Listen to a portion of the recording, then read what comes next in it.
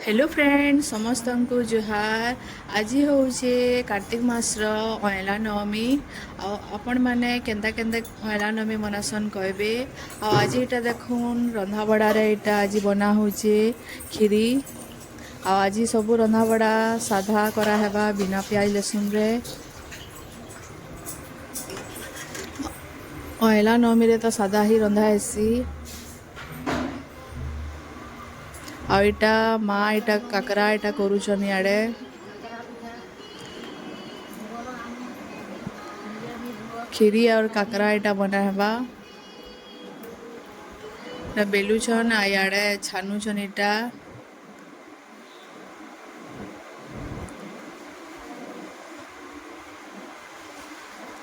अधा इटा छानबार बाकी अच्छे इटा दे।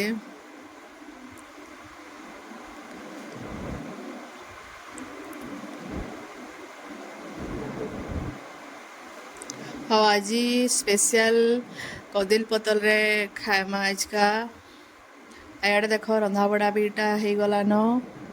माँ खीरी पिठा छानले बेले इटा नानी रंधा बड़ा बाकी जिनिस माने करिछन। इटा देख पनीर मिक्स तरकारी कराइछे। इटा मीठा खट्टा कराइछे खेजूर पेणी दी करी। अरुआ भात इटा गुटा मुग दाली रंधाइछे। आउ खीरी इटा अरुआ भात साधा कहा कहा के भल लागसी। इटा पिठा इटा कराइछे। इयाडे पापड़ छानी थिलु इटा।